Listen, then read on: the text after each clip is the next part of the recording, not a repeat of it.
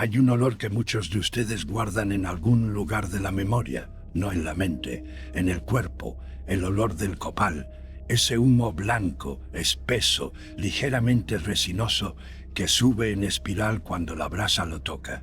Si crecieron en México, en Guatemala, en Oaxaca, en cualquier comunidad que todavía tiene un mercado de hierbas, ese olor está grabado en ustedes desde antes de que pudieran nombrar lo que era. La abuela que lo quemaba en la esquina de la cocina cuando alguien se había enfermado sin razón aparente. El cuarto que de repente olía diferente cuando la familia venía de entierro y había que limpiar lo que había entrado con el duelo.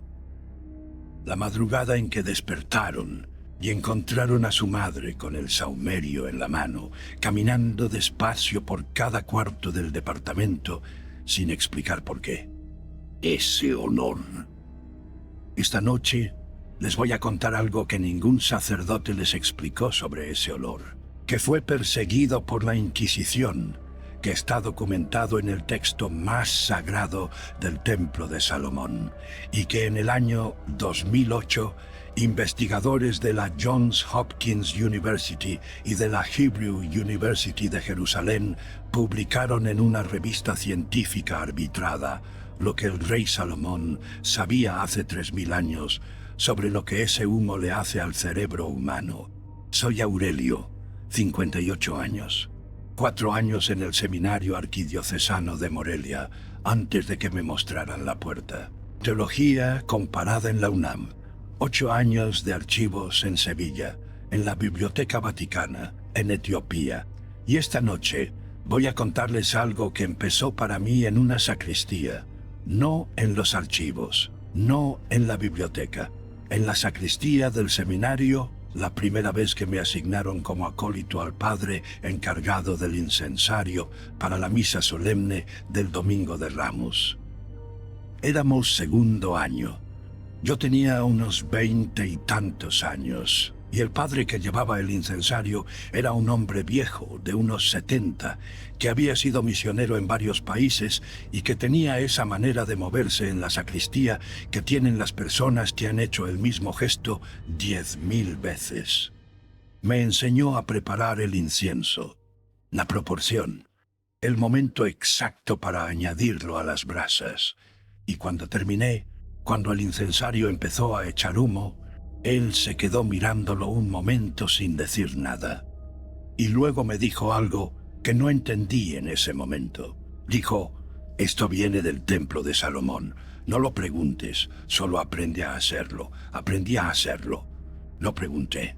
Años después, ya fuera del seminario, investigando en la biblioteca de la UNAM, encontré por primera vez el tratado talmúdico Keritot en el folio sexto, y encontré la descripción del incienso sagrado del templo de Salomón, el Ketoret, con 11 ingredientes, con la fórmula exacta, y reconocí el olor. Era exactamente lo que preparaba en la sacristía. El padre viejo lo sabía y nunca lo explicó. Ese silencio no fue ignorancia, fue exactamente lo mismo que el silencio que esta noche les voy a mostrar que la Iglesia ha mantenido durante 13 siglos sobre lo que ese humo hace, quién puede usarlo y por qué se persiguió a sus abuelas por quemarlo en sus casas. Empecemos por el texto que ningún catecismo cita. Éxodo capítulo 30, versículos 34 al 38. Dios le dicta a Moisés la fórmula del incienso del tabernáculo. La fórmula tiene 4 ingredientes principales que los traductores modernos pueden confirmar: estacte, uña aromática, gálbano y olíbano puro, en partes iguales. Pero el Talmud, en el tratado Keritot folio sexto, amplía esa fórmula. Nos dan los 11 ingredientes completos que los sacerdotes del templo de Salomón usaban. Estacte, uña aromática, gálbano, olíbano, mirra, casia, espicanardo, azafrán, canela, corteza aromática, sal de Sodoma. 11 ingredientes. Y un 12º que el Talmud llama Malea San, cuya identidad conocía solo la familia Abtinas. los sacerdotes designados por el propio Salomón para preparar el incienso sagrado. Ese secreto se perdió cuando el templo fue destruido en el año 70 de nuestra era. 2000 años después, nadie ha logrado reproducir la fórmula completa. Nadie sabe qué era el Malé Hassan. Ese conocimiento está muerto, y sin embargo, lo que sobrevivió, los 11 ingredientes documentados. En Éxodo, el keritot, el olor que las abuelas transmitieron de cocina en cocina durante 2000 años, sin saber exactamente de dónde venía. Ese conocimiento llegó hasta nosotros. Ahora hay algo en Éxodo capítulo 30 que la Iglesia nunca explica desde el púlpito. El versículo 38. Dios termina la fórmula con una advertencia que los estudiosos del hebreo bíblico reconocen como una de las más severas del Pentateuco. Cualquiera que hiciere otro semejante para olerlo, será cortado de entre su pueblo. Caret. En la ley hebrea, el caret es la excomunión espiritual permanente, no la pena de muerte del sistema judicial humano, la separación definitiva del alma de Dios, la sanción más grave que la ley mosaica puede imponer. Y Dios la reservó para el que copiara el incienso del templo. Piénsenlo. No para el que robara el arca, no para el que contaminara el altar, no para el que violara el Shabbat, para el que copiara la fórmula del incienso. ¿Por qué ese nivel de sanción para un olor? Porque no era solo un olor, y en el año 2008 la ciencia confirmó la razón. La revista FASEB Journal publicó en agosto de ese año los resultados de una investigación conjunta de la Johns Hopkins University de Baltimore y la Hebrew University de Jerusalén. Los investigadores estudiaron el olíbano, el frankincense bíblico, el ingrediente central de la fórmula del Ketoret, y encontraron algo que les voy a leer textualmente de ese artículo científico. El incensole acetato, un componente del frankincense, activa el canal iónico TRPV3 en el cerebro. Ese canal, cuando se activa, produce efectos ansiolíticos y antidepresivos medibles. Reduce la ansiedad, eleva el estado de ánimo, produce lo que los investigadores describieron con mucho cuidado en sus palabras como estados emocionales alterados de tipo espiritual. Los autores del artículo citaron explícitamente la conexión con los rituales del Templo de Salomón. No yo, los investigadores de Johns Hopkins, en una publicación arbitrada por pares en 2008. Lo que los fieles sentían cuando entraban al Templo de Salomón, esa sensación de estar en la presencia de algo más grande, esa apertura emocional que los sacerdotes del templo atribuían a la proximidad de Dios, tenía un mecanismo farmacológico real. El Ketoret activaba literalmente el cerebro de quien lo respiraba, lo preparaba para la experiencia sagrada, lo abría a ella. La Iglesia lo sabía, no en términos de neurociencia moderna, obvio, pero sabía que el incienso transformaba al feligrés. Lo sabía porque lo usaba en sus propios ritos. Lo que la Iglesia hizo con ese conocimiento es exactamente lo que vamos a examinar ahora. Porque la historia de la prohibición del incienso popular tiene 3 capas documentadas, y las 3 responden a la misma lógica. Primera capa, el Indiculus Superstitionum et Paganiarum. Es un documento carolingio emitido en el año 743 bajo Carlomán, con influencia directa de San Bonifacio, el misionero que evangelizó la Germania pagana. Fue presentado como anexo al concilio de Soissons. Su ítem 15 prohíbe explícitamente algo que el texto en latín describe como de igne fricato del ligno, id est not fir, la quema de hierbas y resinas para purificación de casas. El documento la clasifica como práctica pagana, pero hay algo que el Indiculus no menciona. Esa práctica, la quema de resinas aromáticas para purificación del espacio doméstico, es exactamente lo que la clavícula de Salomón, el texto de magia salomónica más sistemático que existe, prescribe en su libro segundo, capítulos 10 al 12. No era una práctica pagana germánica, era el protocolo de purificación doméstica que la tradición salomónica había documentado. El mismo protocolo que los sacerdotes del templo usaban cada día al amanecer y al crepúsculo. El Indiculus de 743 no lo prohibió por pagano, lo prohibió porque cortaba la cadena de intermediación clerical. Un feligrés que puede purificar su propia casa con resinas no necesita que el sacerdote lo haga. Segunda capa. La Inquisición novohispana. Siglos XVI y XVII. El Archivo General de la Nación de México conserva, en el ramo Inquisición, decenas de procesos contra indígenas y mestizos por quemar copal en sus casas para protección. El copal blanco de la Bursera copallífera, la resina sagrada de Mesoamérica que los pueblos prehispánicos llevaban quemando en sus rituales desde siglos antes de la conquista. Esos procesos los catalogaban como prácticas idolátricas o judaizantes. La acusación de judaizante es importante, porque en el contexto de la Inquisición novohispana, judaizante significaba que la práctica tenía origen en la tradición hebrea, y los inquisidores que escribieron esos expedientes sabían, aunque no lo decían en voz alta, que el copal blanco contiene los mismos terpenos activos que el olíbano bíblico, alfa-pineno, limoneno, los mismos compuestos que el análisis botánico moderno confirma que están en el frankincense del Templo de Salomón. Lo que las abuelas mexicanas quemaban en sus casas con copal era química y funcionalmente el equivalente americano del Ketoret sagrado. Era literalmente el mismo acto litúrgico. En términos de la ciencia moderna, en términos de los compuestos activos que inhalaban, era lo mismo. Y la Iglesia lo procesó como delito, mientras los frailes franciscanos que instruyeron esos procesos, Fray Pedro de Gante entre ellos, quemaban incienso litúrgico cada domingo en la misa. Fray Pedro de Gante reconoció en sus propias crónicas la similitud. Escribió que el copal de los indígenas tenía un efecto semejante al incienso de la Iglesia, y aún así mantuvo la prohibición para el uso popular.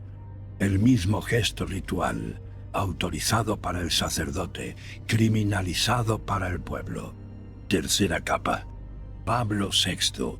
Reforma litúrgica de 1970.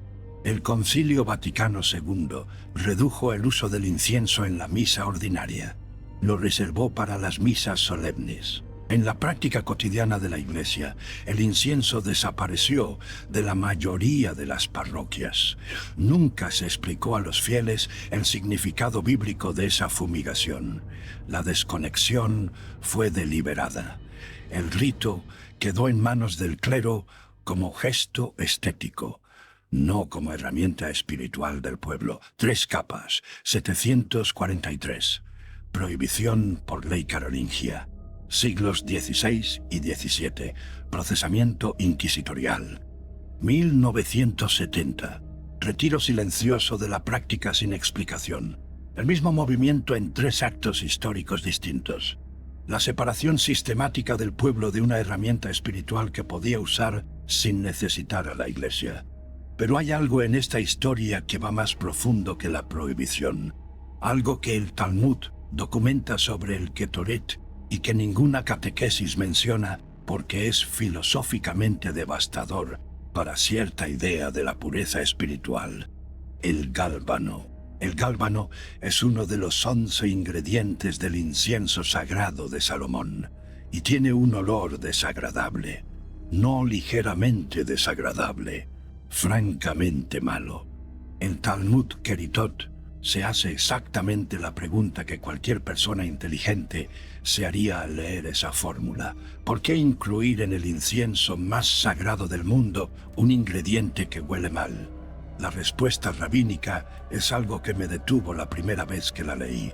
El Talmud dice que la purificación auténtica debe incluir las partes oscuras, que sin los pecadores la plegaria colectiva no está completa, que el humo perfecto no puede ser solo de flores y resinas dulces. Debe incluir también lo que tiene olor propio, lo que no se disuelve fácilmente en el conjunto, lo que resiste ser perfumado. Eso no es una curiosidad litúrgica, es una declaración filosófica sobre la naturaleza de la pureza. La pureza que excluye lo oscuro no es pureza, es asepsia. Y la asepsia espiritual, el intento de construir una comunidad sin pecadores, sin los que huelen diferente, sin los que no encajan en la fragancia del conjunto, ese intento no purifica. Contamina por lo que excluye. El Ketoret de Salomón incluía el gálbano de manera deliberada, no porque los sacerdotes no tuvieran acceso a ingredientes más agradables, sino porque la fórmula exigía que la purificación fuera completa, que no dejara nada afuera. Ahora quiero mostrarles algo que está en los Números, en el capítulo 16, el pasaje de Aarón y la plaga. Es uno de los textos más dramáticos del Antiguo Testamento y uno de los menos citados en la catequesis moderna. En ese capítulo, el pueblo de Israel se rebela contra Moisés. Dios envía una plaga. El texto es preciso en el número. 14.700 personas mueren, no un número vago, 14.700. Y Moisés, ante el avance de la plaga, le ordena a su hermano Aarón algo que cuando uno lo lee por primera vez parece imposible. Le ordena tomar el incensario ardiendo. Le ordena caminar hacia la plaga, caminar entre los muertos. Aarón lo hace. El texto en Números 16, versículo 47, describe el momento con una precisión que a mí todavía me resulta extraordinaria. Aarón corrió al medio de la congregación, y he aquí que la plaga había comenzado en el pueblo. Puso incienso e hizo expiación por el pueblo, y el texto dice que el humo del incensario se interpuso entre los muertos y los vivos, y la plaga se detuvo. En el versículo siguiente, el versículo exacto en que el humo llega a los afectados, la plaga que había matado 14.700 personas se detuvo en el momento en que el humo del Ketoret llegó a quienes todavía estaban vivos. Si el incensole acetato del frankincense produce efectos biológicos medibles, como demostró el artículo de Johns Hopkins en 2008, la imagen de Aarón usando el humo del Ketoret para detener una plaga no es necesariamente solo metáfora espiritual. Puede ser también el registro más antiguo de intervención sanitaria por medio de compuestos aromáticos bioactivos. La primera vacuna de la Biblia. Y operaba por medio del humo. Ahora entiendo por qué el versículo 38 de Éxodo 30 amenazaba con el caret a quien copiara esa fórmula. No solo porque el Ketoret era sagrado en sentido espiritual, sino porque quien lo tuviera tendría en sus manos una herramienta de poder real, biológico, comprobable, que podía usarse sin sacerdote, sin templo, sin intermediario. Y eso, en cualquier sistema de poder religioso, es exactamente lo que no puede permitirse al pueblo. Ahora llegamos al fundamento del ritual que les voy a dar esta noche. Los 7 días. Porque la pregunta obvia es ¿por qué 7 días? Y no 3, no 10, no 30. Y la respuesta no es arbitraria. El número 7 tiene un fundamento bíblico triple en la tradición de purificación salomónica. Primero, Levítico capítulo 8, versículos 33 al 35. El ritual de consagración de Aarón y sus hijos como sacerdotes del tabernáculo. Dios le ordena a Moisés que los haga permanecer en la puerta del tabernáculo durante 7 días exactos, 7 días de purificación progresiva antes de que pudieran entrar en contacto con lo sagrado. No 6, no 8, 7, ordenados por Dios. Segundo, primer libro de los Reyes, capítulo 8, versículo 65. La consagración del Templo de Salomón, el momento más importante de la vida del rey. El evento para el cual había construido durante 7 años el edificio más elaborado de la historia de Israel. Salomón celebró la consagración del templo durante 7 días. 7 días de purificación del espacio antes de que la presencia de Dios pudiera descender sobre él. El segundo libro de las Crónicas, capítulo 7, versículos 8 al 9, confirma y amplía ese dato. Tercero, Levítico, capítulos 12 al 15. Los rituales de purificación de la vida cotidiana en el sistema levítico son, casi sin excepción, de 7 días. La purificación tras el parto, la purificación tras el contacto con la muerte, los ciclos de enfermedad que requieren examen sacerdotal. El septenario es la unidad estándar del sistema levítico de purificación. Y la razón, según la literatura cabalística medieval, que no es doctrina de la Iglesia ni pretendo presentarla como tal, es que los 7 días replican las 7 sefirot inferiores del árbol de la Cábala, las 7 dimensiones del espacio-tiempo que componen la realidad sensible. Un ciclo de 7 días purifica cada dimensión del espacio que habita el hogar. No el espacio físico solamente. El espacio como totalidad, como campo de posibilidades en el que la familia vive. Eso es lo que Salomón sabía sobre los 7 días. Y eso es lo que el ritual que les voy a dar esta noche recupera. No inventa, recupera. Los materiales son accesibles. Los pueden encontrar en cualquier mercado de hierbas de México, de Centroamérica, del sur de los Estados Unidos. No necesitan comprar nada en línea, no necesitan ninguna tienda especializada. Copal blanco, el equivalente americano verificado del olíbano bíblico, mismos terpenos activos, mismo efecto documentado. Mirra, si la consiguen bien. Si no, el copal solo ya tiene lo esencial. Canela en rama, no en polvo. La acacia de Éxodo capítulo 30, Salmo 45, versículo 8. La canela en rama es el equivalente más accesible de la acacia salomónica. Hisopo, el único material de purificación que recibe mención nominal en un salmo. Salmo 51, versículo 7.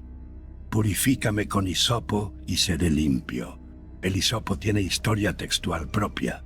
No es solo parte de una lista. Es el material de purificación por excelencia de la tradición salomónica, ruda. La protección doméstica en la tradición mediterránea no tiene referencia bíblica directa, pero su uso en la tradición salomónica popular está documentado en los registros de la Inquisición novohispana. Era exactamente lo que las abuelas quemaban. La quema se hace al atardecer. Eso no es arbitrario. La hora del Ketoret vespertino del templo de Salomón era la puesta del sol. Primer libro de los Reyes, capítulo 9, versículo 25. El texto describe que el incienso se ofrecía al crepúsculo, la misma hora que en un video anterior de este canal identificamos como la primera ventana de vulnerabilidad en el mapa de Salomón. No es coincidencia, es el sistema. El Ketoret vespertino del templo cerraba exactamente la ventana que se abre al caer el sol. Los 5 materiales, o los que consigan de los 5, se mezclan en un recipiente de carbón encendido o en un plato resistente al calor con brasas. No se necesita el incensario de una iglesia. La Inquisición procesó a personas que usaban una vasija de barro. Una vasija de barro funciona y la quema se hace en los 4 puntos del hogar más el centro: norte, sur, este, oeste y el centro de la casa. El texto de la clavícula de Salomón, libro 2, capítulos 10 al 12, es explícito en ese detalle. Los 5 puntos replican la estructura del sello de Salomón proyectada sobre el espacio doméstico. Los 4 puntos cardinales y el centro. Los 5 puntos son el espacio completo. Y el ritual tiene una progresión de 7 días, porque la purificación es por capas. Los primeros 3 días limpian las influencias externas que han entrado al hogar, las que vienen de fuera, las visitas que dejaron algo, el conflicto del trabajo que se traen en la ropa, la tensión de la calle que no se queda en la puerta. Los días 4 y 5 purifican el espacio personal, el espacio donde duermen, el espacio donde piensan, el espacio que es genuinamente propio. Los días 6 y 7 sellan y consagran. No sellan fuera del espacio, sellan dentro de él. Hay una diferencia. Sellar dentro significa que lo que queda en el hogar después de 7 días de purificación no es solo la ausencia de lo que se fue, es la presencia de lo que se estableció. Lo que Salomón llamaba la purificación completa, la que incluía el gálbano, la que no dejaba nada afuera, la que no era asepsia sino totalidad. Quiero decirles algo sobre el padre viejo de la sacristía antes de terminar, algo que entendí mucho después de esa conversación del Domingo de Ramos. Él no me enseñó la fórmula del Ketoret, no me explicó los 11 ingredientes, no me citó Éxodo 30 ni el Talmud Keritot. Me dijo solo que venía del templo de Salomón. No lo preguntes, solo aprende a hacerlo. Años después, leyendo el Keritot en la UNAM, encontré la fórmula y reconocí el olor. Y me pregunté si él también lo sabía, si sabía lo que tenía en las manos cuando preparaba el incensario para el Domingo de Ramos. Si alguna vez había leído el Keritot, o si también le había llegado el conocimiento de la misma manera que a mí, a través de alguien que sabía hacer el gesto sin saber explicarlo. No lo sé. Nunca se lo pregunté, pero lo que entendí en ese momento es algo que me parece lo más importante de todo lo que les he dicho esta noche. El conocimiento del Ketoret no sobrevivió porque alguien lo defendió. No sobrevivió en los libros, aunque también está en los libros. Sobrevivió porque era demasiado útil para extinguirlo, porque quien lo usaba veía los resultados y se los pasaba a alguien. En la sacristía de un seminario, en la cocina de una abuela en Oaxaca, en el mercado de hierbas donde su madre compraba el copal cada viernes, en las manos de los inquisidores novohispanos que escribieron que el copal era idolatría, mientras los frailes quemaban incienso en la misa del domingo siguiente.